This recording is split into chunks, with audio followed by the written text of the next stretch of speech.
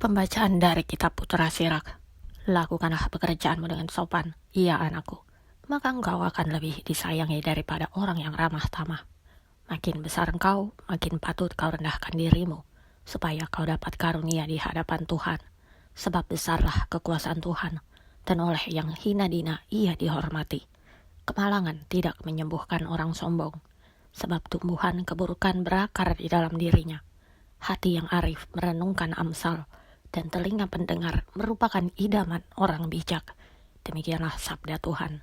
Pembacaan dari surat Rasul Paulus kepada jemaat di Ibrani.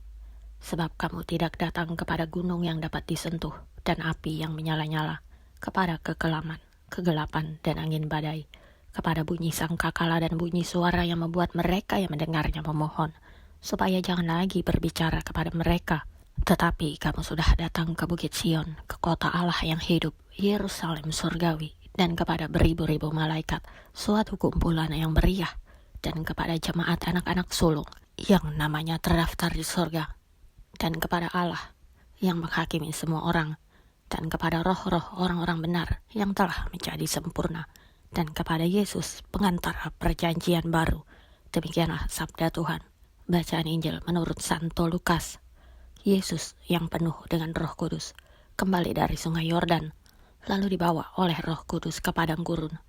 Jadi, jikalau engkau menyembah aku, seluruhnya itu akan menjadi milikmu. Tetapi Yesus berkata kepadanya, ada tertulis, engkau harus menyembah Tuhan Allahmu, dan hanya kepada Dia sajalah engkau berbakti. Kemudian ia membawa Yesus ke Yerusalem dan menempatkan dia di bubungan bait Allah, lalu berkata kepadanya, jika engkau anak Allah, jatuhkanlah dirimu dari sini ke bawah.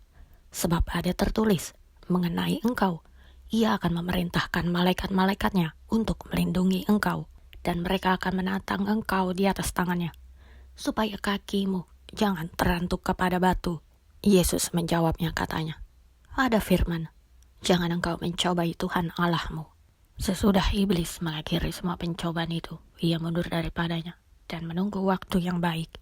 Dalam kuasa Roh, kembalilah Yesus ke Galilea, dan tersiarlah kabar tentang Dia di seluruh daerah itu. Demikianlah Injil Tuhan.